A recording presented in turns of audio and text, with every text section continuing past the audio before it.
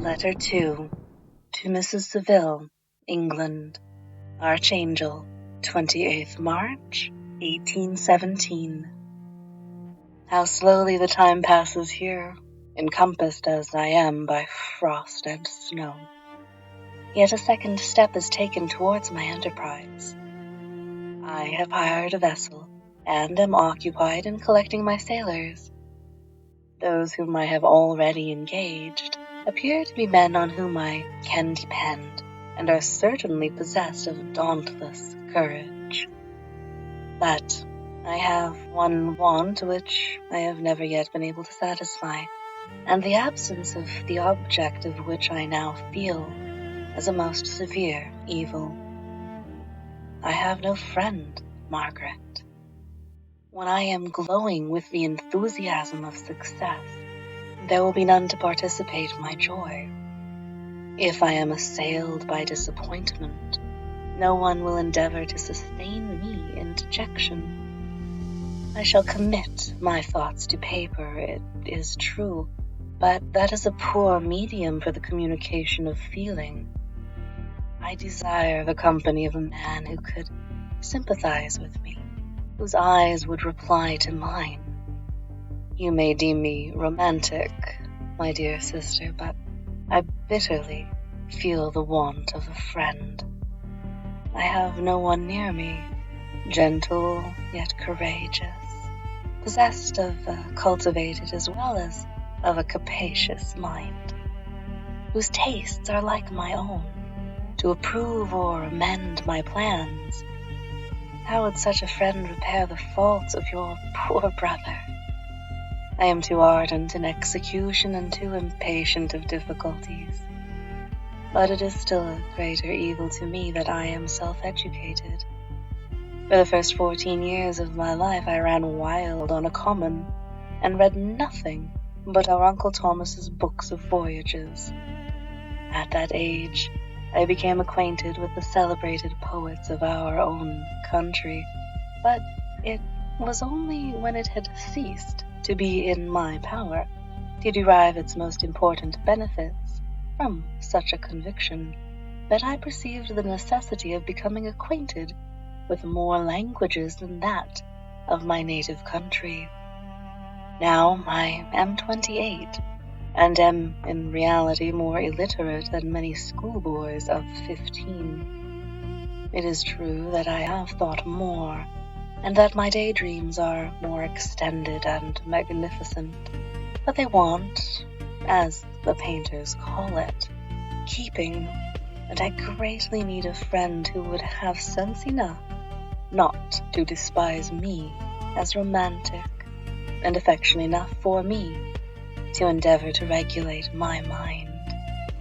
Well, these are useless complaints. I shall certainly find no friend on the wide ocean, nor even here an archangel among merchants and seamen. Yet some feelings, unallied to the dross of human nature, beat even in these rugged bosoms.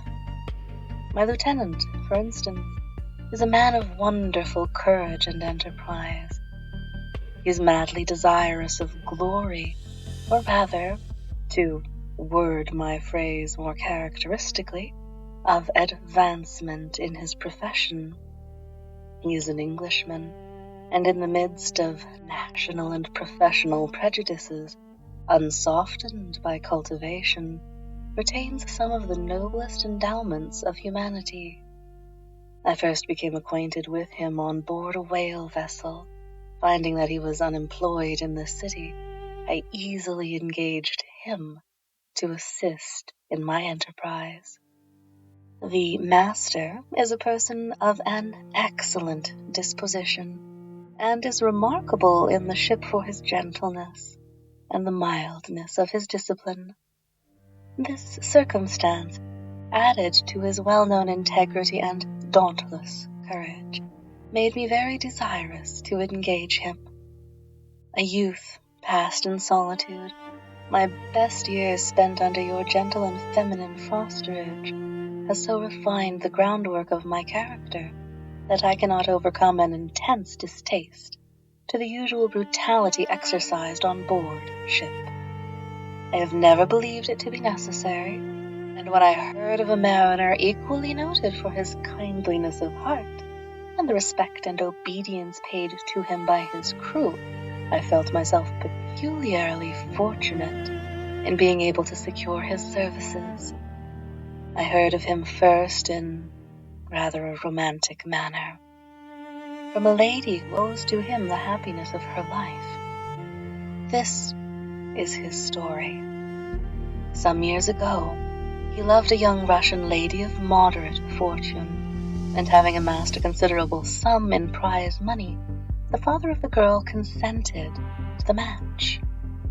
He saw his mistress once before the destined ceremony, but she was bathed in tears, and throwing herself at his feet, she entreated him to spare her, confessing at the same time that she loved another, but that she was poor and that her father would never consent to the union. My generous friend reassured the suppliant, and on being informed of the name of her lover, instantly abandoned his pursuit. He had already bought the farm with his money, on which he had designed to pass the remainder of his life, but he bestowed the whole on his rival, together with the remains of his prize money to purchase stock, and then himself solicited to the young woman's father to consent to her marriage with her lover. But the old man decidedly refused, thinking himself bound in honor to my friend, who, when he found the father inexorable, quitted his country, nor returned until he heard that his former mistress was married according to her inclinations. What a noble fellow! You will exclaim, he is so, but then he is wholly uneducated. He is as silent as a Turk, and a kind of ignorant carelessness attends him, which, while it renders his conduct the more astonishing, detracts from the interest and sympathy which, otherwise, he would command. Yet do not suppose, because I complain a little, or because I can conceive a consolation for my toils, which I may never know, that I am wavering in my resolutions. Those are as fixed as fate, and my voyage is only now delayed until the weather shall permit my embarkation. The winter has been dreadfully severe, but the spring promises well, and is considered as a remarkably early season, so that perhaps I may sail sooner than expected. I shall do nothing rashly. You know me sufficiently to confide in my prudence and my considerateness whenever the safety of others is committed to my care. I cannot describe to you my sensations on the near prospect of my undertaking. It is impossible to communicate to you a conception of the trembling sensation, half pleasurable and half fearful, with which I am preparing to depart. I am going to unexplored regions, to the land of mist and snow. But I shall kill no albatross, therefore do not be alarmed for my safety, or if I should come back to you as a worn and woeful as the ancient mariner. You will smile at my illusion, but I will disclose a secret. I have often attributed my attachment to, my passionate enthusiasm for, the dangerous mysteries of ocean, to that production of the most imaginative of modern poets. There is something at work in my soul which I do not understand.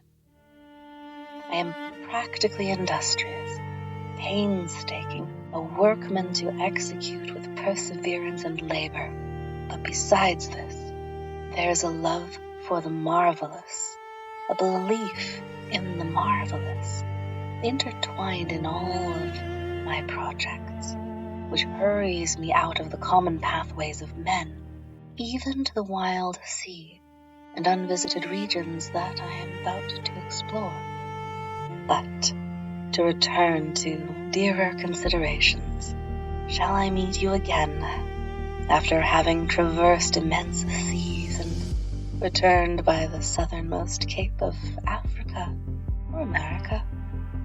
I dare not expect such success, yet I cannot bear to look on the reverse of the picture. Continue for the present to write to me by every opportunity. I may receive your letters on some occasions when I need them most to support my spirits. I love you very tenderly. Remember me with affection, should you never hear from me again. Your affectionate brother, Robert Walton.